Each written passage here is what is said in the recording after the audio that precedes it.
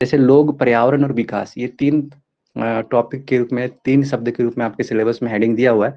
तो उसके अंतर्गत जो विषय वस्तु है, और उसके अलावा इसमें थोड़ा सा हम शुरू में इंट्रोडक्शन पढ़ लेंगे कि पर्यावरण है क्या और पारिस्थितिकी क्या है, ताकि आगे के जो टॉपिक है वो ज़्यादा अच्छे से आपके रिमाइंड मेमोरी में रह सके। और कोई भी ऑब्जेक्टिव प्रश्न यदि बनते हैं तो आप उसे आसानी से और अच्छा रिस्पॉन्स कर सकें। तो इसके अलावा इसमें हम मानव पर्यावरण संबंधी अवधारणाएं पढ़ेंगे, पारिस्थितिकी तंत्र पढ़ेंगे, पारिस्थितिकी के नियम पढ़ेंगे, और पर्यावरण प्रदूषण और उनके टाइप्स कौन कौन से हैं और कैसे वो हमारे हेल्थ को इफेक्ट करता है। फिर जैव विविधता यानी कि बायोडाइवर्सिटी पढ़ेंगे, क्लाइमेट चेंज, जलवायु परिवर्तन, सतत विकास यानी कि जो सस्टेनेबल डेवलपमेंट है, और उससे रिलेटेड जो वैश्विक मंच पे यानी कि पूरे इंडिया और वर्ल्ड में पूरा क्या क्या योजनाएं चल रही है, कौन कौन से कार्यक्रम चल रहे हैं, तो इन सारी चीज़ों को डिटेल में पढ़ेंगे। और लास्ट में आपदा प्रबंधन, मतलब जब कभी कोई विपदा आती है, कोई प्राकृतिक आपदाएं आती है, तो उसको कैसे हम मैनेज करते हैं, तो इन सारी चीज़ों को इसके अंतर्गत हम देखेंगे। तो सबसे पहले एक बार हम नेट का सिलेबस देख लेते हैं कि नेट में आपको क्या क्या फोकस करना है। तो ये यूनिट 9 की बात कर रहे हैं। तो इसमें हमने कहा था लोक, विकास और पर्यावरण, इसके बारे में पढ़ना है। तो इसमें हम डायरेक्टली यदि देखा जाए तो मेन टॉपिक इसमें दिया हुआ विकास और पर्यावरण, जिसमें मिलेनियम विकास और संपोषणीय विकास का लक्ष्य, जो कि हमने सस्टेनेबल डेवलपमेंट के टॉपिक के अंतर्गत पढ़ेंगे। मानव और पर्यावरण संव्यवहार, निरी जातीय क्रियाकलाप और पर्यावरण पर उनके प्रभाव, मतलब मनुष्य के जो क्रियाकलाप हैं, अन्य जीवों के क्रियाकलाप हैं, उसका पर्यावरण पर क्या प्रभाव पड़ता है। तो ये सभी जो पिछले टॉपिक हम बताए उनमें सारे लगभग सब चीज उसके अंतर्गत आ जाएगा। तो वो सिस्टमेटिक इसलिए पढ़ रहे हैं ताकि आपको सारी चीजें पता रहे। यदि हम यहाँ से शुरू करेंगे तो आपको हो सकता है कुछ कंफ्यूजन बना रहेगा, तो इसलिए शुरू से उसमें पढ़ने की हम कोशिश करेंगे। पर्यावरण परक जो मुद्दे हैं, जैसे स्थानीय, क्षेत्रीय, वैश्विक, वायु प्रदूषण, जल प्रदूषण, मृदा प्रदूषण, ध्वनि प्रदूषण, अपशिष्ट जिसमें ठोस, तरल, बायोमेडिकल, जोखिमपूर्ण, इलेक्ट्रॉनिक, ये सारे जो अपशिष्ट पदार्थ है जिससे प्रदूषण क्रिएट होता है, इन सारी चीजों को पढ़ेंगे। और फिर जलवायु परिवर्तन और इसके सामाजिक, आर्थिक तथा राजनीतिक आयाम, इन सब चीजों के बारे में भी इसमें विस्तार से हम लोग चर्चा करेंगे। मानव स्वास्थ्य पर प्रदूषकों का क्या प्रभाव पड़ता है, ऐसे प्राय ऑब्जेक्टिव क्वेश्चन पूछ लिए जाते हैं। जैसे मान लो जल प्रदूषण से होने वाली बीमारियां दे दी गई है, पूछा जाता है कि जो जल प्रदूषण से होने वाली बीमारी इनमें से दिया हुआ है कोई, तो ये पूछ सकता है कि इनमें से कौन सा बीमारी है जो जल प्रदूषण से होता है। तो यदि आप पढ़े रहेंगे तो आप आराम से ऑप्शन को चुन सकेंगे। प्राकृतिक और ऊर्जा के स्रोत, जिसमें सौर ऊर्जा, पवन ऊर्जा, मृदा, जल, भूताप, बायोमास, नाभिकीय, और ये सभी जो ऊर्जा के जो स्रोत हैं उनके बारे में प्रश्न पूछा जाता है। उससे रिलेटेड थोड़ा गवर्नमेंट की जो योजनाएं हैं, यानी कि डेवलपमेंट भी इसमें टॉपिक है, तो उससे थोड़ा रिलेट करके भी पूछ लेते हैं। और प्राकृतिक जोखिम और आपदाएं, उसके न्यूनीकरण की युक्तियां, कैसे हम प्राकृतिक जोखिम को कम कर सकते हैं, इन सब चीजों के बारे में भी इसमें पढ़ेंगे। लास्ट में है पर्यावरण संरक्षण अधिनियम 1986, जो गवर्नमेंट का एक्ट है, उसके अनुसार उसमें कौन कौन से पर्यावरण संरक्षण के लिए कदम उठाए गए हैं।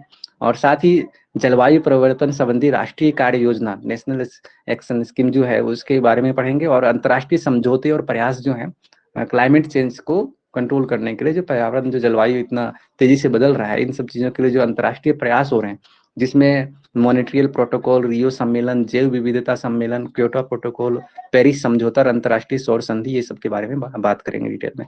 तो ये केवल नेट में उपयोगी नहीं है, बल्कि ये सिलेबस यदि देखा जाए तो नेट के अलावा और भी बहुत सारे जनरल कॉम्पिटिशन होते हैं, इसमें ये लगभग लगभग सभी में ये सिलेबस इंक्लूड होता है पर्यावरण वाला। तो यदि इसको आप अच्छे से पढ़ लेते हैं तो लाभ आपको, और भी यदि एग्जाम आप फेस करते हैं, कहीं एग्जाम देते हैं, तो उसमें भी आपको काम आने वाला है।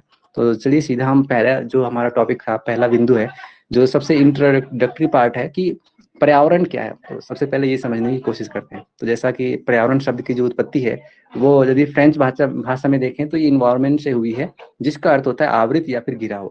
हिंदी में यदि देखें तो ये शब्द परि प्लस आवरण, परि मतलब हमारे चारों ओर का जो आवरण है, उसको पर्यावरण के रूप में हम देखते हैं। हमारे चारों ओर क्या क्या है, हमारे चारों ओर के, हमारे आसपास के जीव जंतु हैं, भौतिक दुनिया है, वायुमंडल है, जैव मंडल है और स्थल मंडल है, ये सारी चीजें क्या है, हमारे आसपास की जो भी चीजें हैं वो सब पर्यावरण में आ जाता है। मतलब जिसमें हम रहते हैं, जो हमारे आसपास का पूरा वातावरण है, वो सब पर्यावरण है। तो पर्यावरण में कौन कौन से फिर टाइप हैं, हमारे आसपास चारों तरफ क्या क्या रहते हैं। तो हमारे आसपास प्राकृतिक पर्यावरण होता है, जिसमें जैविक और अजैविक दोनों तत्व शामिल होते हैं। जैविक में जैसे कि जीव जंतु सारी चीज आ गए, और अजैविक में जो निर्जीव पदार्थ हैं, जैसे कि कोई पदार्थ हो गया, जैसे लोहा, मिट्टी, ये सारी चीज जो जिसमें जीवन नहीं है, ये दोनों ही तत्व हमारे लिए पर्यावरण के अंतर्गत आते हैं। और मानव निर्मित पर्यावरण कौन से हैं? जो मानव ने कृत्रिम रूप से निर्मित किए हैं, जैसे कि कृषि, कृषि का भी अपना वातावरण होता है, औद्योगिक शहर, अंतरिक्ष स्टेशन आदि जो मानव द्वारा निर्मित है, आर्टिफिशियली जो क्रिएट किया गया है अपनी सुविधा के लिए, अपने रहन सहन के लिए, तो इसको हम मानव निर्मित पर्यावरण के रूप में देखते हैं। और सामाजिक पर्यावरण, जिसमें पृथ्वी पर भाषाई पर्यावरण जो है, हर आदमी का अपना एक इन्वायरमेंट होता है, अलग अलग भाषा का समूह होता है, धार्मिक वातावरण होते हैं अलग अलग, सबके रीति रिवाज भी अलग अलग अपने अपने क्षेत्र में होते हैं, जीवन शैली संबंधी पर्यावरण भी होते हैं, राजनीतिक पर्यावरण यानी कि किसी एरिया में किसी राजनीतिक दलों का वर्चस्व है, किसी में किसी अन्य का है, तो ऐसा भी मतलब ये सामाजिक ताना बाना है, सामाजिक पर्यावरण है जिसमें हम रहते हैं। इसके अलावा आर्थिक भी होते हैं और धार्मिक संस्थाएं, संगठन आदि इसमें महत्वपूर्ण भूमिका निभाते हैं। तो पर्यावरण के जो मुख्य यहाँ पे प्रकार हम देखने में आता है वो है कि एक प्राकृतिक रूप से जो हमारे चारों तरफ जो सक्रिय है, जिससे हम दिन प्रतिदिन सामना करते हैं, उसमें जैविक अजैविक दोनों हो गया। मानव निर्मित में जो मानव ने कृत्रिम रूप से डेवलप किया है, वो चाहे कृषि का क्षेत्र हो, चाहे औद्योगिक शहर, अंतरिक्ष आदि जो है, ये मनुष्य का जो मनुष्य ने अपनी बुद्धि से जो विकसित किया हुआ है या अपनी सुविधा और विकास के लिए जो किया हुआ है, वो मानव निर्मित पर्यावरण आएगा। सामाजिक में, जिसमें सभी लोगों से रिलेटेड जो चीजें कॉमन होती है, जैसे कि सामाजिक रहन सहन हो गया, रीति रिवाज हो गया, भाषा हो गया, धार्मिक मान्यताएं हो गई, राजनीतिक और आर्थिक ये जो धार्मिक संगठन है, इन सभी चीजों के बारे में इसमें हम देखते हैं। तो इसके बाद हम बात करते हैं कि जो पर्यावरण के जो अंग हैं उनमें कौन कौन से चीजें होती है। पर्यावरण जो हमारा, जिसमें हमने सारा ये सामाजिक ही नहीं बल्कि हम ये जैविक अजैविक वाले जो तत्व हैं उनके अंतर्गत देखते हैं, तो सबसे पहला तो पर्यावरण के मुख्य अंग होते हैं जीवमंडल। जीवमंडल मतलब कि बायोस्फीयर, जहाँ पे जीव रहते हैं। तो ये जीवमंडल जिस स्थान पर वायुमंडल, जलमंडल तथा स्थल मंडल मिलते हैं, जैसे देखिए यहाँ पे जलमंडल मतलब समुद्र नदी आदि हो गए, स्थल मंडल जहाँ पे मिट्टी और ये सब पेड़ पौधे के लिए रहने के लिए जो आधार का काम करता है, और वायुमंडल जहाँ पे सांस लेने के लिए जो ऑक्सीजन युक्त जो वायु हो, जिससे कि जीव जीवित रह सके। तो जहाँ पे इन तीनों चीजों का कॉम्बिनेशन मिलता है वहां पे जीवन संभव होता है, तो इसलिए इसको जैव मंडल कहते हैं। ठीक है। अब यदि केवल हवा ही हवा हो तो उसमें भी जीव नहीं रह सकते, केवल पानी ही पानी हो तो उसमें भी जीवों का अस्तित्व हमेशा नहीं बना रह सकता, क्योंकि पोषण के लिए जो जो आवश्यक तत्व हैं वो उनके लिए जरूरी होते हैं। तो जैव मंडल मतलब पहला जो पर्यावरण का अंग होता है वो जैव मंडल है, जिसमें हमारे लिए आवश्यक हो जाता है जलमंडल, वायुमंडल और स्थल मंडल। इन तीनों का यदि कॉम्बिनेशन थोड़ा किसी न किसी रूप में विद्यमान रहे तो जीवन एग्जिस्ट करता है, लाइफ वहां पे एग्जिस्ट करता है। दूसरा इसमें है इंपॉर्टेंट जो स्थल मंडल, यानी कि ये पृथ्वी जो है वो स्थल मंडल, जो पृथ्वी का लगभग 29% भाग स्थल मंडल है, जिसको लिथोस्फीयर कहते हैं। मतलब पूरा जो पृथ्वी है ना, जैसे ग्लोब आप देखते होंगे, तो ग्लोब में जो ये सतह जो दिखने लायक जो भूमि है वो कितना है, केवल 29% भाग है। बाकी भाग में जल भरा हुआ है, मतलब 71% भाग में जल से घिरा हुआ है। पृथ्वी का जो 71% भाग है वो समुद्र रूप में या फिर नदी के रूप में या ग्लेशियर के रूप में जल से घिरा हुआ भाग होता है। जलमंडल 71% भाग से घिरा हुआ है। पृथ्वी को जलीय ग्रह भी इसीलिए कहा जाता है। जैसे महासागर, जिसमें बांध भी होते हैं, हिमनद होते हैं, भूगर्भिक जल आदि ये सभी आते हैं। मतलब 71% जो देखा जाए तो पूरे पृथ्वी में जल का भाग होता है। ऐसे ही शरीर में भी यदि हम बात करें ह्यूमन बॉडी में, तो उसमें भी 70% से अधिक जो है वो भाग क्या होता है, जल का होता है। तो ये थोड़ा सिमिलरिटी आपको यहाँ देखने में मिल सकता है।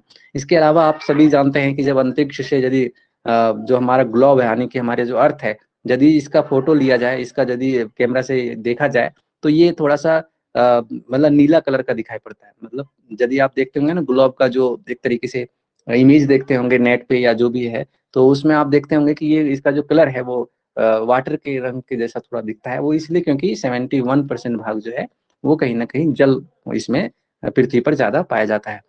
तो दूसरा है, जो नेक्स्ट है कि वायुमंडल, जो अंतिम इसका जो कंपोनेंट है पर्यावरण का, वो वायुमंडल है, जो कि वायुमंडल जिसमें हमारे जीवन के लिए आवश्यक जो वायु है उसके संगठक तत्व जो है वो सारे विद्यमान रहते हैं। और वायुमंडल को मुख्य रूप से 4 भागों में विभाजित किया जाता है, जिससे हम वायुमंडल के जो संगठक हैं उनके जो संरचना है उन सभी चीजों को समझ सकते हैं।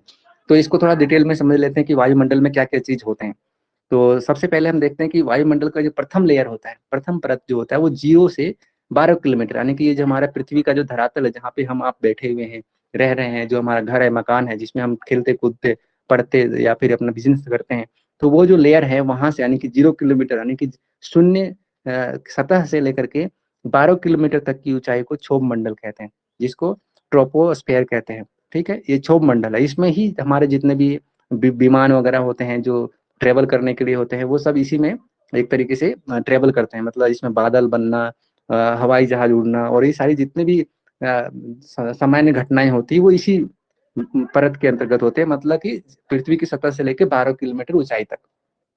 तो आप सोच रहे होंगे ना कि एरोप्लेन जाता है कितना ऊपर जा रहा होगा। तो यदि ऐसा प्रश्न पूछ दिया जाए कि जो हवाई जहाज आदि जो उड़ते हैं तो वो कौन से वायुमंडल की कौन से परत में से उसका स्थान होता है, बादल का बनना और ये सभी क्रियाएं, तो वो क्षोभ मंडल यानी कि पहला ही परत में होते हैं।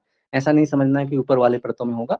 और दूसरा है समताप मंडल, ओजोन स्फीयर इसको कहा जाता है। अब ये भी एक प्रश्न बन सकता है कि ओजोन लेयर जो होते हैं, ओजोन परत जो होते हैं, वो कौन से मंडल में पाया जाता है? तो ये किसमें पाया जाता है? समताप मंडल में। आप यहाँ देख रहे होंगे ये जो थोड़ा डार्क ब्लू टाइप का जो लाइन है, ये ओजोन परत है। ओजोन परत कैसा होता है? तो O3 का यानी कि ऑक्सीजन के 3 परमाणुओं से बना हुआ एक तरीके से प्रोटेक्शन लेयर होता है। मतलब जो सूर्य से आने वाली जो परावैंगनी किरणें हैं, जो हमारे स्वास्थ्य के लिए हानिकारक होता है, उसको ये पास नहीं होने देता। एक तरीके से कवच की भांति ये जो किरणें, जब परावैंगनी किरणें जब वायुमंडल में प्रवेश करती थी, इसको ये रिफ्लेक्ट कर देता है, या तो बहुत कुछ अवशोषित कर लेता है, बहुत ही कम मात्रा पृथ्वी पर आने देता है।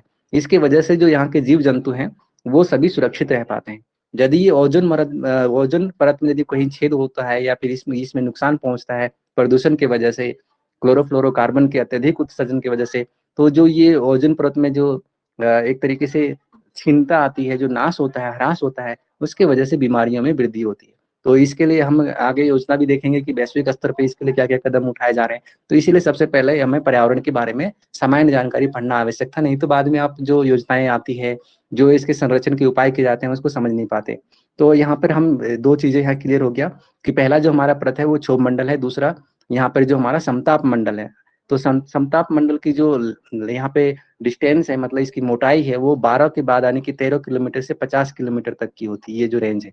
तो आप ये देख रहे हैं कि इससे ज्यादा इसका रेंज ज्यादा है, क्योंकि लगभग लगभग देखिए यहाँ पर इससे डबल से भी अधिक है। मतलब ये 12 किलोमीटर की है और ये लगभग यहाँ पर आप देख रहे हैं कि 37 किलोमीटर के आसपास आसपास इसकी थिकनेस है, मोटाई है। ठीक है। इसके बाद आता है नेक्स्ट, जो हमारा तीसरा लेयर है वो मध्य मंडल है, जिसको मेसोफेयर कहते हैं। इसके साथ तापमान, जैसे जैसे इसकी ऊंचाई बढ़ता जाता है मध्य मंडल से ऊपर की तरफ, वैसे ही वैसे तापमान कम होता जाता है। मतलब यहाँ यदि तापमान आपका यदि जितना अधिक है, वो इस यहाँ तक आते आते वो तापमान घटता जाता है, तो इसको मध्य मंडल के रूप में जानते हैं। और इसका विशेषता यही है कि, और इसकी जो एक तरीके से थिकनेस है, इसकी जो मोटाई है, वो देखा जाए तो 51 से 80 किलोमीटर के आसपास है, यानी कि 29 किलोमीटर लगभग ये फैला इसकी मोटाई पड़ती है। चारों तरफ ये पृथ्वी के उसमें फैला होता है। और इसमें उल्का उल्का पिंड आदि जब यहाँ प्रवेश करता है तो घर्षण की वजह से वो जलता हुआ दिखाई पड़ता है। कैसे? जैसे मान लीजिए कोई वस्तु बहुत तेजी से घुमाया जाए, कोई वस्तु तेजी से किसी के उसमें घर्षण होता है, जैसे माचिस की तिल्ली को आप रगड़ते हैं तो आग उत्पन्न होता है। तो ऐसे ही जब कोई उल्का पिंड, कोई वस्तु, कोई ग्रह का छोटा टुकड़ा जब वो पृथ्वी के साथ वायुमंडल में प्रवेश करता है तो घर्षण की वजह से उसमें आग लग जाती है। तो ये उल्का पिंड यहाँ से हमें जलता हुआ दिखाई पड़ता है। और यदि ये किसी तरीके से ये यदि वाष्पीकृत होकर के पूर्णतः यदि वायुमंडल में खत्म नहीं हो पाता है, तो कभी कभी वो पृथ्वी पर उनके छोटे हुए अंश, छोटे छोटे टुकड़े गिर जाते हैं और वहां पे बड़ा गड्ढा का निर्माण कर देता है। तो ये उल्का पिंड क्या होता है? घर्षण की वजह से, मतलब जब वायुमंडल में सोचिए इतने लेयर है, इन सारे लेयरों को क्रॉस करते हुए इतना उसमें नुकसान हो चुका होता है कि ये उल्का पिंड चाहे छोटा बड़ा जो जिस भी आकार में वो घिसते घिसते घर्षण की वजह से वो नष्ट होते होते बहुत छोटा होकर के गिरता है, या तो ऊपर ही खत्म हो जाता है। तो ये एक तरीके से प्रकृति द्वारा प्रदान किया हुआ एक हमारा सुरक्षा कवच की भांति भी काम करता है। फिर अब हम देखते हैं कि जो तापमंडल, नेक्स्ट जो लेयर है, यहाँ पर 80 किलोमीटर तक का हम मध्य मंडल देखें। तापमंडल जो होता है उसका जो ऊंचाई यदि देखा जाए तो तापमंडल के लिए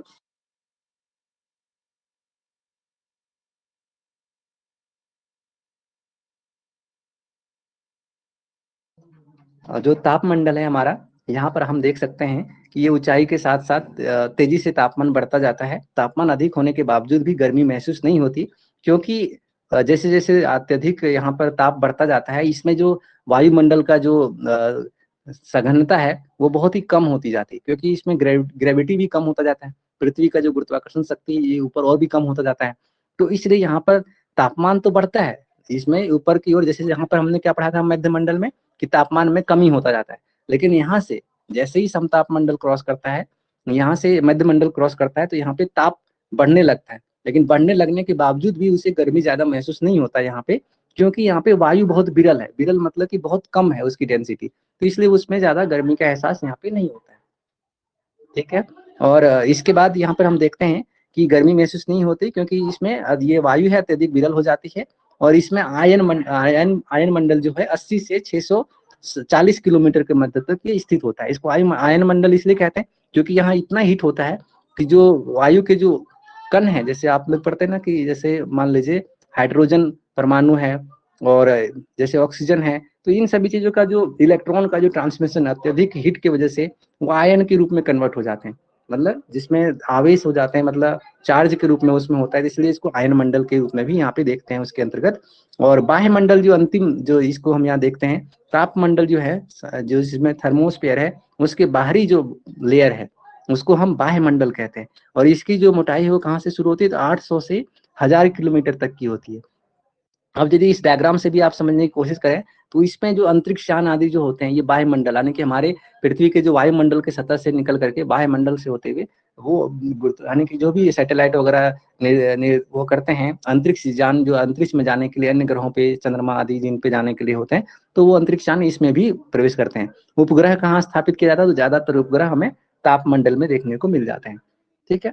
तो इस तरीके से आप ये वायुमंडल के जो मुख्य लेयर हैं, जो उसके आवरण है, उसको यहाँ पे समझ लेते हैं। नेक्स्ट है हमारे जो पर्यावरण संबंधी अवधारणाएं क्या क्या है, पर्यावरण से संबंधित जो अवधारणाएं हैं, कंसेप्ट हैं, उनमें कौन कौन से हैं। तो पहला जो अवधारणा है जिसको निश्चयवाद की अवधारणा कहा जाता है, ये समझना जरूरी है। तो निश्चयवाद की अवधारणा जो हम्बोल्ट, रेटजेल और रिटर्न द्वारा पूर्णतया प्रकृति पर निर्भर होना माना गया है। प्रकृति को इसमें सर्वशक्तिमान बताया गया, प्रकृति को सर्वशक्तिमान बताया गया है, तथा मानव प्रकृति के हाथों का खिलौना है, ऐसा इसमें माना जाता है। मतलब पहला जो अवधारणा है पर्यावरण संबंधी, वो ये है जिसमें किसने बोला है, हम्बोल्ट, रेटजेल और रिटर्न द्वारा। उनके अनुसार ये कहा जाता है कि प्रकृति ही सर्वशक्तिमान है, मनुष्य उसके हाथ का खिलौना है। क्योंकि सामान्यता देखिए कि पहले आप जानते हैं कि पहले लोग प्रकृति के ज्यादा उपासक हुआ करते हैं, और वो प्रकृति के नियमों में बंधे हुए खुद को पाते हैं। जैसे प्रकृति में कब वर्षा होगी मनुष्य के हाथ में नहीं है, प्रकृति जब चाहे बारिश कर दे, जब चाहे आंधी तूफान आ जाता है। तो इसलिए मनुष्य यहाँ पे एक तरीके से खिलौना की भांति, उसके हाथ में खिलौने की भांति अपने आप को महसूस करता है। तो पहले ये अवधारणा था कि निश्चयवाद की अवधारणा। दूसरा अवधारणा जो है, इसमें नाम भी आप चाहे तो याद रख सकते हैं, पर बहुत ज्यादा आवश्यक नहीं है, लेकिन फिर भी यदि प्रश्न ऐसा बने तो। और संभववाद अवधारणा जो होता है, मानव को पर्यावरण का एक सक्रिय तत्व माना जाता है। मतलब इसमें ये कहा जाता है कि नहीं भाई, प्रकृति ही सब कुछ नहीं है, बल्कि मनुष्य भी सक्रिय रूप में पर्यावरण को प्रभावित करता है। तो ये एक तरीके से संभववाद, मतलब कि यहाँ पर ये संभावना लगता है कि मनुष्य भी प्रकृति पर कुछ न कुछ प्रभाव डालता है और मानव प्रकृति पर विजय प्राप्त कर सकता है। मतलब मनुष्य यदि चाहे तो प्रकृति में जो होने वाले परिवर्तन है उसको परिवर्तित कर सकता है, उस पर विजय प्राप्त कर सकता है। बिडाल, जिसमें इसके जो प्रणेता है, इसको जो इस सिद्धांत को मानने वाले हैं, वो कौन है, तो बिडाल डी ला ब्लास और जीन बरूशा, ये इनके नाम है। तो फॉरेनर हैं इन सभी। तो इनके बारे में आप देख सकते हैं कि ये दो जो सिद्धांत हैं, इसके अलावा एक तीसरा सिद्धांत है जो काफी इंपॉर्टेंट हो जाता है, नवनियतिवाद की अवधारणा। नवनियतिवाद यानी कि दोनों ही जो अतिवादी धारणा है, इसमें क्या कहा गया कि प्रकृति सुपीरियर है, मतलब प्रकृति ही सब कुछ है, प्रकृति के हाथों में मनुष्य खिलौना है। और इसमें ये कहा गया कि मनुष्य इंपॉर्टेंट है, और जो मनुष्य है वही प्रकृति को प्रभावित करता है। मनुष्य चाहे तो प्रकृति में परिवर्तन भी ला सकता है। मतलब जैसे वैज्ञानिक लोग सोचते हैं, वैज्ञानिक लोग हर तरीके से आर्टिफिशियली डेवलपमेंट की कोशिश करते हैं, जहां चाहे वहां सुरंग बना दिया पहाड़ों को काट करके, या खदान खदान में से कोयला सारा निकाल लिया और उसमें बालू डाल दिया, या अन्य सारी चीजें। तो यहाँ पे ये संभववाद के अंतर्गत हम देख सकते हैं। जबकि नवनियतवाद कहता है कि ये जो दोनों ही धारणाएं हैं ये अतिवादी है, इधर प्रकृति को बहुत ज्यादा महत्व दिया जा रहा है और इधर मानव को। तो इन दोनों का यदि बैलेंस हो जाए, इन दोनों का यदि एक तरीके से संतुलन हो जाए, तो इसमें हम देखते हैं कि ये नवनियतिवाद की अवधारणा आता है, जिसमें ये दोनों ही अतिवादी जो धारणाएं हैं उसका खंडन करता है। इसका जो प्रतिपादक है ग्रिफिथ टेलर है। ग्रिफिथ टेलर ने नवनियतिवाद अवधारणा की वो किया है, इसमें कहा है कि प्रकृति भी उतना ही महत्वपूर्ण है और साथ में मनुष्य भी है। यदि मनुष्य प्रकृति के अनुसार अपना डेवलपमेंट करना चाहे तो पर्यावरण में बिना ज्यादा कुछ नुकसान किए हमेशा के लिए सतत डेवलपमेंट के रूप में, मतलब निरंतर विकासशील रास्ते पे चला जा सकता है। तो सतत विकास का संबंध इसी अवधारणा से, मतलब प्रकृति को भी बहुत ज्यादा नुकसान ना हो और मनुष्य भी हमेशा विकसित हो, ऐसा इसमें देखा जाता है। जबकि इसमें संभववाद में ये होता है कि प्रकृति को मनुष्य के अनुसार बदलना चाहिए, और मनुष्य जितना चाहे प्रकृति का उपयोग कर सकता है, मनुष्य प्रकृति को नियंत्रित कर सकता है। तो इसकी वजह से प्रकृति में दोहन होता है, और इसमें क्या है कि प्रकृति के अनुसार ही मनुष्य को चलना पड़ता है। तो एक तरीके से यहाँ मनुष्य अपने आप को पीड़ित की भांति महसूस करता है कि प्रकृति जब चाहे कुछ भी कर सकता है। तो ये दोनों का यदि बैलेंस करके यदि देखा जाए तो नवनियतिवाद के रूप में यहाँ हमें देखने को मिलता है। अब हम बात करते हैं कि पारिस्थितिक तंत्र क्या है। जब ये हमने पढ़ लिया कि जो मानव और पर्यावरण संबंधी जो अवधारणा है, मनुष्य और प्रकृति का क्या संबंध है, तो ये तीन चीजों से, तीन सिद्धांतों से हमें समझ में आ गया कि ना तो प्रकृति बहुत ज्यादा सुपीरियर है और ना ही मनुष्य सुपीरियर है, बल्कि इन दोनों के कॉम्बिनेशन से ही जो सस्टेनेबल डेवलपमेंट है, यानी कि सतत विकास है, वो संभव है, जो कि यहाँ पे ग्रिफिथ टेलर के जो तीसरा अवधारणा है उससे हमें समझ में आ जाता है। नेक्स्ट हम बात करते हैं कि पारिस्थितिकी तंत्र क्या है। तो पारिस्थितिकी तंत्र, ये जो शब्द है, ये जर्मन प्राणी शास्त्री अर्नेस्ट हैक्कल ने, ये नाम आप ध्यान रख सकते हैं, जर्मन प्राणी शास्त्री अर्नेस्ट हैक्कल ने 1866 ईस्वी में वातावरण और जीव समुदाय के पारस्परिक संबंधों के अध्ययन को पारिस्थितिकी कहा है। मतलब पारिस्थितिकी वह अध्ययन है जिसमें हम वातावरण और जीव समुदाय, मतलब हमारा जो बाह्य का वातावरण है और जीव, जो ये दोनों इस पर्यावरण में पाए जाते हैं, तो वातावरण और जीव का आपसी जो इंटरेक्शन है वो पर्यावरण पारिस्थितिकी तंत्र कहलाता है। मतलब सिस्टम, तंत्र से क्या समझते हैं, सिस्टम, वह सिस्टम जिससे जीव वातावरण के साथ मतलब कि अनुक्रिया करता है, और वातावरण जीव के साथ इस प्रकार से जो ये सिस्टम बनता है, एक इकोसिस्टम बन जाता है, उसको पारिस्थितिकी तंत्र के रूप में अर्नेस्ट हैक्कल ने 1866 ईस्वी में बताया था। और इसके बाद हम देखते हैं कि पारिस्थितिकी तंत्र तो चलो ठीक है कि इसमें जीव भी हैं और पर्यावरण भी है, यानी कि हमारे जो बाह्य आवरण है जिसमें कि हमारे भौतिक तत्व भी हो सकते हैं, अन्य जीव जंतु, सजीव निर्जीव सारे चीज होते हैं। और पारिस्थितिकी कारक फिर क्या है, पारिस्थितिकी तंत्र को प्रभावित करने वाले जो मुख्य कारक हैं वो कौन कौन से हैं। तो पारिस्थितिकी तंत्र को प्रभावित करने वाले मुख्य कारक हैं, पहला जलवायु कारक, मतलब जो हमारा क्लाइमेट है, क्लाइमेट यदि बदलता है तो जीव पे भी प्रभाव पड़ता है। तो दूसरा है स्थलाकृति, मतलब जियोग्राफिकल जो कारण है, जैसे कि आप किस एरिया में निवास करते हैं, पहाड़ी एरिया में है तो वहाँ का अलग प्रभाव होगा, यदि प्लेन एरिया में है तो वहाँ का अलग होगा, यदि आप बिल्कुल साउथ में है तो वहाँ का जो स्थलाकृति का फैक्टर है, वहाँ का जो जियोग्राफिकल मतलब कि भौगोलिक जो संरचना है वो उस पर प्रभाव डालेगा। मृदा कारक, मतलब मिट्टी की संरचना कैसी है, मिट्टी की गुणवत्ता कैसी है, ये भी पारिस्थितिकी कारक के रूप में परिस्थिति को निर्धारित करने में महत्वपूर्ण भूमिका निभाता है। और जैव कारक, जैव कारक मतलब वहाँ के जो जीव जंतु है वो किस प्रकार के हैं। तो ये पारिस्थितिकी तंत्र को ये मुख्य रूप से 4 कारक हैं जो प्रभावित करते हैं। ये थोड़ा शॉर्ट में आपको समझना था यहाँ पे। बाकी अब हम देखते हैं कि एक्सक्यूज मी सर, इनके थोड़े से इंग्लिश वर्ड्स बोलेंगे क्या? लास्ट टॉपिक जो अभी आपने बोला लास्ट स्लाइड में जो, हाँ, जलवायु कारक, स्थलाकृति कारक, उसके इंग्लिश वर्ड्स।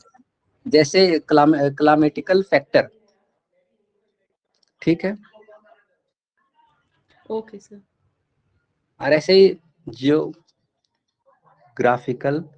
फैक्टर और मृदा यानी कि सॉइल, और उसके बाद जैविक।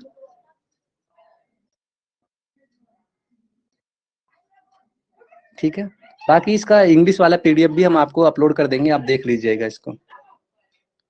नेक्स्ट हम बात करते हैं कि पारिस्थितिकी के नियम क्या है। क्योंकि पारिस्थितिकी तंत्र जब हम देख रहे हैं तो इसमें इसके कुछ नियम हैं, इसको भी यहाँ पे जानना जरूरी है। तो पारिस्थितिकी के नियम का प्रतिपादक बेरी कॉमनर है, और इन्होंने पारिस्थितिकी के मुख्य रूप से 4 नियम के बारे में हम यहाँ देखेंगे। पहले हम 2 को समझ लेते हैं। पारिस्थितिकी के जो मुख्य नियम है, पहला नियम जिसमें है कि जो पारितंत्र हैं यानी कि परितंत्र हैं, जिसमें प्रत्येक जीव एक दूसरे से संबंधित होते हैं। मतलब जैसे कहते हैं ना सिस्टम में, जैसे हमारा बॉडी सिस्टम है, बॉडी में क्या है, रेस्पिरेटरी सिस्टम है और डाइजेस्टिव सिस्टम है, या अन्य जितने भी 8 सिस्टम हम पढ़ते हैं, तो ये सभी सिस्टम आपस में रिलेटेड हैं कि नहीं। तो ऐसे ही परितंत्र में जो है जीव एक दूसरे से संबंधित होता है।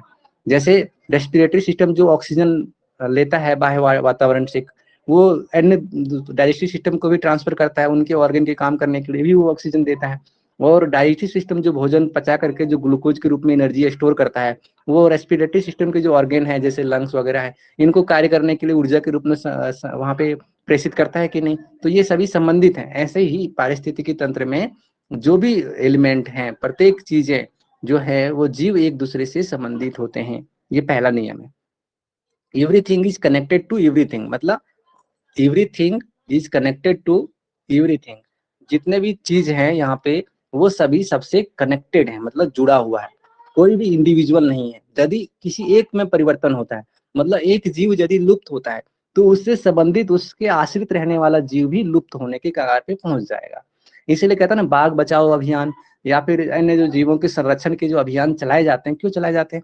क्योंकि यदि वो जीव नष्ट हो गया, उसकी प्रजाति यदि नष्ट हो गया तो उससे संबंधित उसके आश्रय में रहने वाले उससे संबंधित अन्य जीवों पर बुरा असर पड़ेगा और पर्यावरण डिसबैलेंस होगा। और इसको यदि यौगिक दृष्टि से देखा जाए तो आप सभी जानते हैं कि कहता है ना कि गीता में भी कहता है कि परस्परम भावयन्तः श्रेय परमवाप्स्यतः, परस्पर एक दूसरे को ऊपर उठाते हुए ही कल्याण को प्राप्त होगे। क्यों?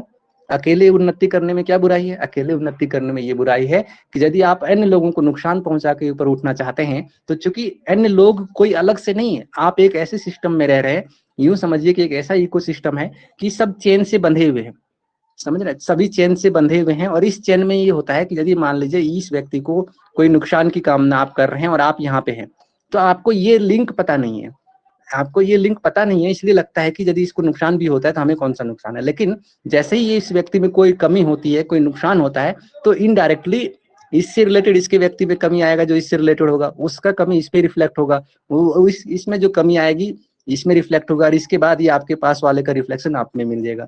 तो इमीडिएटली क्या होता है, आप इसको नुकसान पहुंचाना चाह रहे थे लेकिन ये चेन के माध्यम से आपके पास वाले से आपको तुरंत नुकसान पहुंचेगा। थोड़ा और यदि इसको प्रैक्टिकली समझा जाए तो जैसे यूं समझिए कि हमारा जो मोबाइल फोन होता है, मोबाइल फोन है, ये सभी डिवाइस से इसका जो इंटरनेट के माध्यम से कनेक्टेड होता है।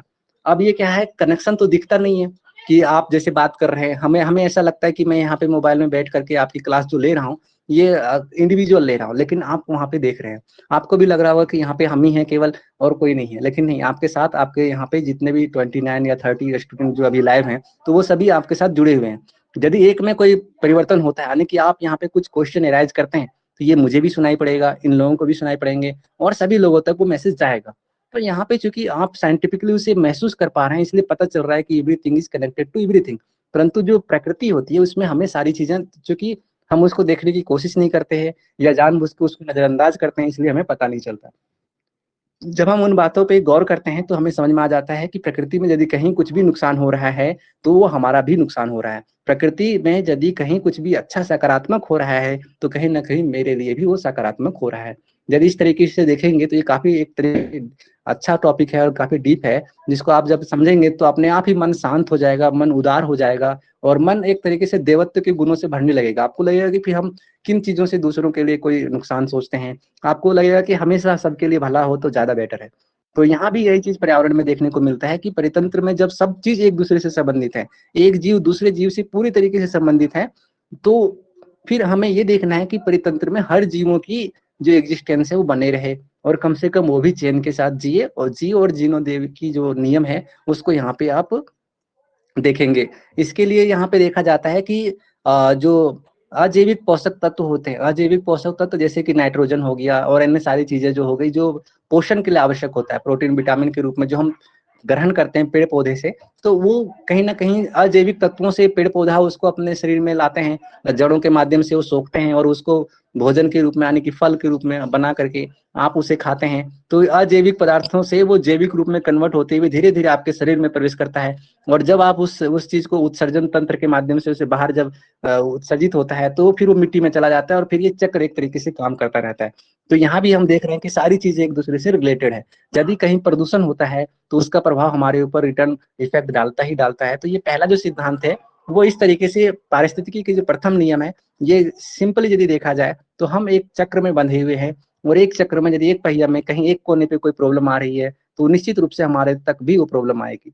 तो इसलिए हमें हमेशा सजग रहना चाहिए और एक सामाजिक प्राणी होने के नाते, एक सिस्टम में बंधे होने के नाते सबके हित के लिए और सभी जीवों के लिए समदृष्टि रखते हुए सबके साथ समरसता पूर्वक पेश आना चाहिए। दूसरा है पारिस्थितिकी तंत्र के सेकेंड नियम में हम ये देखते हैं कि जो पारितंत्र में प्रत्येक वस्तु को कहीं ना कहीं जाना होता है, मतलब everything must go to somewhere. मतलब यहाँ पे जो एनर्जी है, जैसे मान लीजिए हम जो ये बोल रहे हैं तो ये जो हमारा जो मैकेनिकल एनर्जी जो है वो ऑडियो में कन्वर्ट हो रहा है, मतलब साउंड एनर्जी में कन्वर्ट हो रहा है। और ये साउंड एनर्जी जो हमारे शरीर में जो जमा एनर्जी था, जो हमने भोजन के माध्यम से अन्य चीजों के माध्यम से जो भोजन ग्रहण किया, उस एनर्जी को कन्वर्ट करके मैंने साउंड एनर्जी के रूप में यहाँ पे मोबाइल के माइक के सामने बोला, और ये माइक ने क्या किया, उस साउंड एनर्जी को कन्वर्ट कर दिया इलेक्ट्रॉनिक एनर्जी के रूप में, और इलेक्ट्रॉनिक एनर्जी ने उसे कन्वर्ट करके अपने मोबाइल में ऑडियो वीडियो के रूप में रिकॉर्ड करने के साथ साथ में नेटवर्क यानी कि इंटरनेट के माध्यम से उसको इलेक्ट्रोमैग्नेटिक वेव यानी कि इलेक्ट्रोमैग्नेटिक वेव के रूप में कन्वर्ट करके इंटरनेट के थ्रू आपके मोबाइल में डाला। आपके मोबाइल ने उस इलेक्ट्रोमैग्नेटिक वेव को रिसीव किया और उसको फिर ऑडियो वीडियो के रूप में आपके सामने प्रेजेंट करना शुरू किया, और अल्टीमेटली क्या हुआ, जो वातावरण में ट्रांसफर हुआ वो इलेक्ट्रोमैग्नेटिक वेव के रूप में ट्रांसफर हुआ और आपके पास ऑडियो के रूप में सुनाई पड़ रहा है। तो आपको ऐसा लग रहा है कि जैसे मेरी आवाज वहां पे आपको मिल रही है। तो यहाँ पर क्या हुआ, जो एनर्जी था वो कहीं ना कहीं उसको जाना था और उसे परिवर्तन होना था। ये दूसरा नियम कहता है कि एवरीथिंग, यहाँ पे कहते हैं एवरीथिंग मस्ट गो समवेयर, मतलब यहाँ जो भी कुछ है वो कहीं ना कहीं उसको जाना ही पड़ता है। जैसे फल है, फल पेड़ पे लगा तो फल का क्या हुआ, हमेशा पेड़ पे रहेगा क्या, नहीं, फल को गिरना है एक दिन पक के, और पकने के बाद फिर उसको कोई खाएगा, नहीं भी खाएगा तो भी जमीन में जाएगा, तो कहीं ना कहीं उसको जाना ही जाना है। फिर वो जो जमीन में गया वो फिर जमीन में हमेशा पड़ा नहीं रहेगा, वो फिर पेड़ बन के उगेगा, या फिर यदि सड़ गल गया तो उसमें से जितने पोषक तत्व थे वो जमीन में चक्र के रूप में मिट्टी में उसके सारे पोषक तत्व फिर से मिल जाएंगे। तो इसलिए कहते हैं कि ये दूसरा नियम है, ये सिंपली ये बताता है कि जो भी कुछ यहाँ पे है वो कहीं ना कहीं उसको ट्रांसफर होना है, वो एक जगह स्टोर होकर के नहीं रहता। जैसे प्राणी है वो कार्बन डाइऑक्साइड को त्याग देता है, परंतु उसी कार्बन डाइऑक्साइड को हरित पादप पानी के पेड़ पौधे ग्रहण करते हैं और ऑक्सीजन उसके बदले में देते हैं। आप सभी जानते हैं ना कि जैसे पेड़ पौधा है, यहाँ पे हम देखते हैं कि ये पेड़ पौधा है, यहाँ पे एक व्यक्ति है, तो ये जो व्यक्ति है ये यहाँ पे CO2 छोड़ता है, मतलब कार्बन डाइऑक्साइड गैस को ब्रीदिंग के बाद एक्सहेल करता है, और ये जो CO2 ये पेड़ पौधे अपने में ग्रहण कर लेते हैं। इसके बाद इन्होंने प्रकाश संश्लेषण की क्रिया के माध्यम से अपने पोषण ग्रहण करता है, और ऑक्सीजन जो है यहाँ से निर्मुक्त करता है पेड़ पौधे। ऑक्सीजन को किसको चाहिए, तो मनुष्य को चाहिए, मनुष्य इसको ऑक्सीजन को इनहेल करता है और CO2 छोड़ता है। तो इस तरीके से इसमें एक चेन बन जाता है, ये दोनों आपस में एक तरीके से मित्र की भांति काम करते हैं कि तुम्हें कार्बन डाइऑक्साइड चाहिए मेरे से ले लो, और हमें ऑक्सीजन चाहिए तुम जो छोड़ रहे हो वो हम ले लेंगे। तो इस तरीके से एक दूसरे से संबंधित होते हैं। तो कहीं ना कहीं देखा जाए तो ऑक्सीजन पेड़ की तरफ जा रहा है, और मतलब कार्बन डाइऑक्साइड पेड़ की तरफ जा रहा है, और ऑक्सीजन जो है पेड़ से मनुष्य की तरफ आ रहा है। तो ये दूसरा नियम यहाँ से समझ में आ जाता है। नेक्स्ट जो हमारा तीसरा नियम है पारिस्थितिकी का तृतीय नियम, यहाँ कुछ भी मुफ्त में उपलब्ध नहीं है। ये बहुत ही इंपॉर्टेंट है, और ये जनरली आप सभी जानते हैं कि मुफ्त में यहाँ पे कुछ भी नहीं मिलता। There is no such thing as a free lunch, मतलब यहाँ पे कोई भी चीज फ्री में नहीं अवेलेबल होता है, उसके लिए मूल्य चुकाना पड़ता है, कोई ना कोई उसकी कीमत देना ही पड़ता है। यदि आप सफल होना चाहते हैं तो ऐसा नहीं कि सोए सोए बैठे बैठे केवल सोचते से सफल हो जाएंगे, उसके लिए कोई ना कोई पुरुषार्थ करना पड़ेगा, चाहे आपको हार्डवर्क करना पड़ेगा, चाहे आपको उसके लिए लगातार चिंतन करना पड़ेगा, और स्ट्रेटजी बना करके कुछ ना कुछ आपको करना पड़ेगा उसके एवज में, तभी वो आपको एक सक्सेस के रूप में मिल सकता है। इसके अलावा और भी है, यदि आप मान लीजिए कोई फसल ही लगाते हैं, तो फसल लगाने के लिए आप बीज लगाते हैं, बीज लगा करके उसका देखभाल करते हैं, उसका प्रोटेक्शन करते हैं, फिर उचित समय पे आने पर उसका कटाई भी करते हैं, तब जाकर के वो फसल आपको मिलता है। यदि ये ना किया जाए और फ्री में आप कल्पना करें कि फसल लगा दी है और बस ऐसे ही अचानक फल वो आ जाए, सारी चीजें आ जाए, तो ऐसा नहीं होता। यहाँ भी जो भी कुछ प्राप्त करना है तो पहले गिव एंड टेक का रूल है, मतलब पहले आपको देना पड़ेगा, उसका मूल्य चुकाना पड़ेगा। तो ये सिंपल रूल है, इसको आप समझ सकते हैं। तो इसलिए कहते हैं किसी भी प्रकार का लाभ प्राप्त करने के लिए तंत्र में कुछ ना कुछ अवश्य ही प्रदान करना पड़ता है। ऊर्जा लेने के लिए ऊर्जा लगानी पड़ती है। जैसे यदि आपको शरीर मजबूत रखना है, यदि शरीर को हष्ट पुष्ट बनाना है, तो ऊर्जा लगानी पड़ेगी, ऊर्जा पाने के लिए ऊर्जा करना पड़ेगा। इसलिए व्यक्ति जिम में जाता है, जिम में अपने शरीर को ऊर्जा खपत करता है, और अपनी जो मांसपेशियों को और भी मजबूत बनाने के लिए उस प्रकार से मांसपेशियों को कष्ट भी प्रदान करता है, और फिर उसका शरीर में वो ऊर्जा का रिफ्लेक्शन फिर से मिलता है। तो मतलब यूं देखा जाए तो each and every action is equal and opposite reaction, ऐसा आप यहाँ पे देख सकते हैं। तो कहने का मतलब ये था, यदि आप योग करेंगे तो योग में भी आपको शरीर में थोड़ी पीड़ा होगी, योग करेंगे तो आपको शरीर में थोड़ी फ्लेक्सिबिलिटी के लिए एनर्जी लगाना पड़ेगा, और जब आप एनर्जी लगाएंगे तो वो फ्लेक्सिबिलिटी आपको अगेन रिटर्न में आपकी बॉडी में और भी ज्यादा हेल्थ, फिटनेस और एनर्जी को सप्लाई करेगा। तो इसलिए योग में हम लोग प्रैक्टिस के समय बोलते हैं योग में कि नो पेन नो गेन। यदि आपको योग अभ्यास में यदि आप पीड़ा नहीं सह सकते, थोड़ा सा भी यदि आप कष्ट नहीं सह सकते, तो कोई गेन भी नहीं मिलेगा।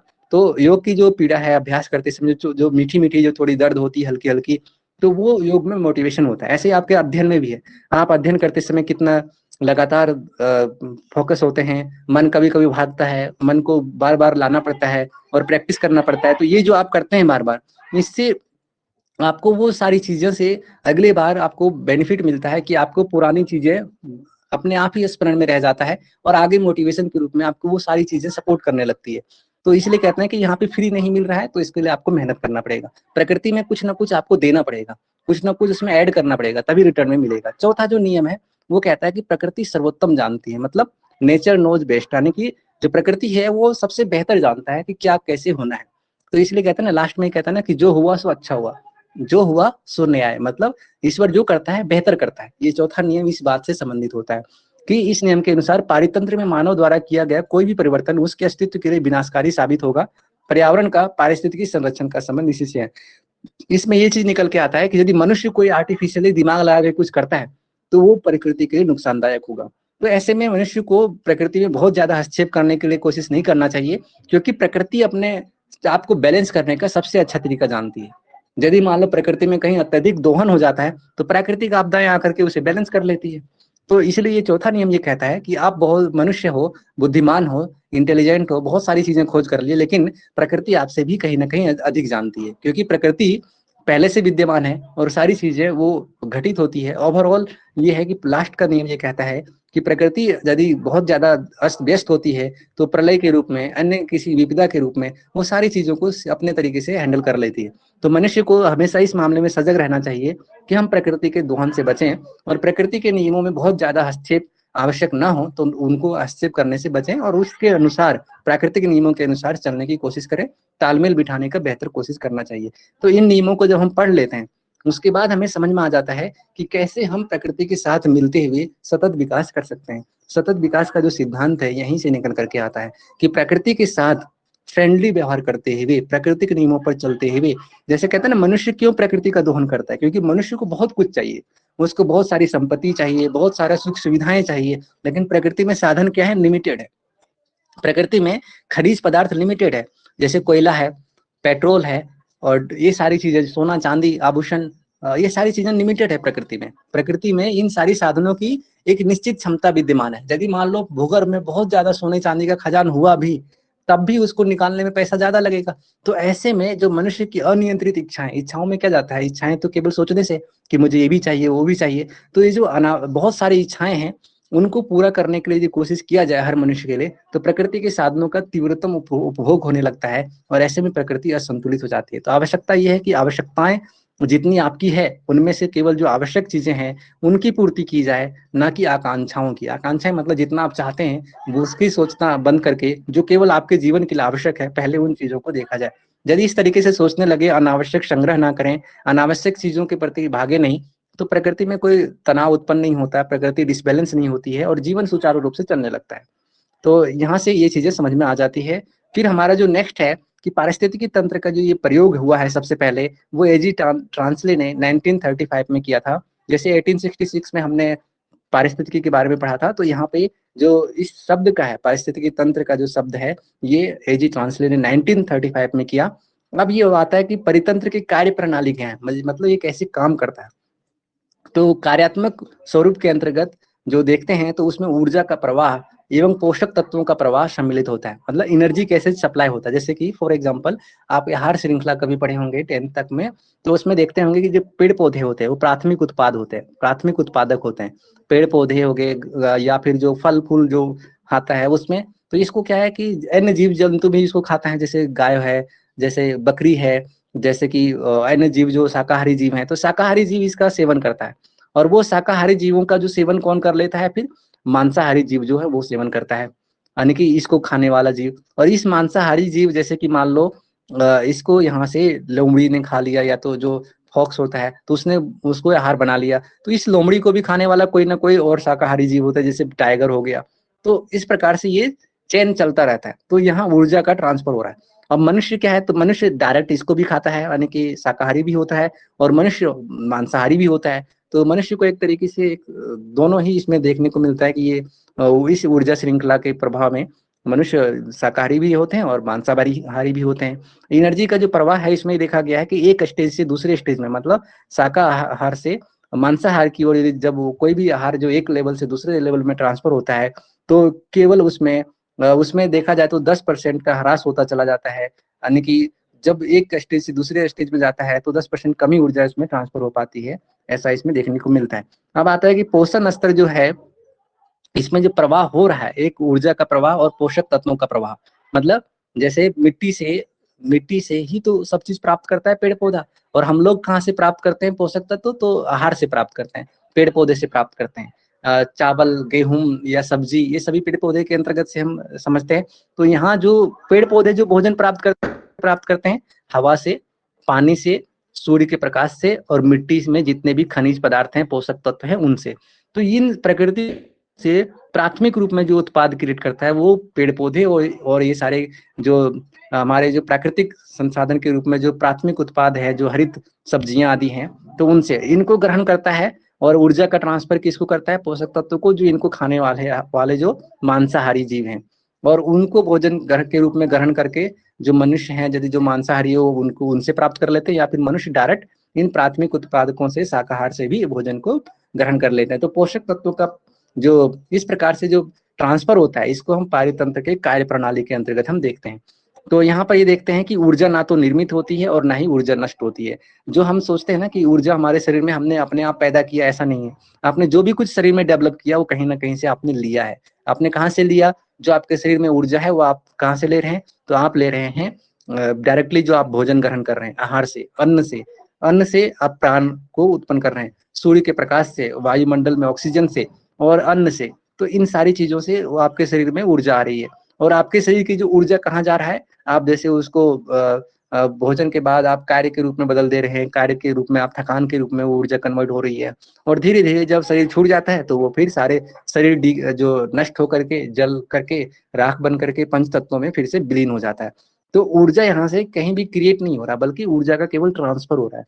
ऊर्जा का जो आदि स्रोत है एक तरीके से देखा जाए तो सौर मंडल से सूर्य ही है।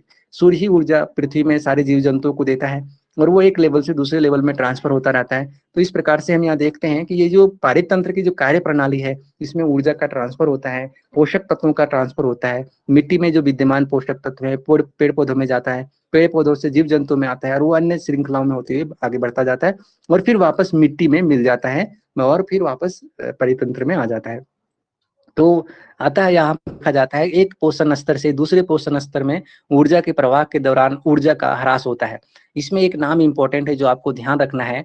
लिंडेमान के अनुसार इन्होंने कहा है कि एक पोषण स्तर से दूसरे पोषण स्तर में ऊर्जा का केवल 10 भाग ही हस्तांतरित होता है, मतलब 10% भाग ही एक लेवल से दूसरे लेवल में जाता है, बाकी 90% भाग यूं ही जीवन में वो यूज कर लेता है। जैसे फॉर एग्जाम्पल कि आपने जो हरी सब्जी यदि आपने भोजन में ग्रहण किया, जैसे साग है या फल फूल है, तो उसमें जितना पोषक तत्व था, पेड़ पौधे ने जितना मिट्टी से, सूर्य के प्रकाश से, इन सब चीजों से जो अपने अंदर जो धारण किया था, उसका अपने जो शाकाहारी जीव होते हैं, वो डायरेक्ट चूंकि उसने ग्रहण किया है प्राथमिक उत्पाद से, तो इसको 100% यदि आहार मिला यहाँ से पेड़ से, तो शाकाहारी को खाने वाला जो जीव मांसाहारी होगा, वो क्या है, 100% में से 90% तो अपने लाइफ में ये इस्तेमाल कर चुका होगा अपने जीवन में।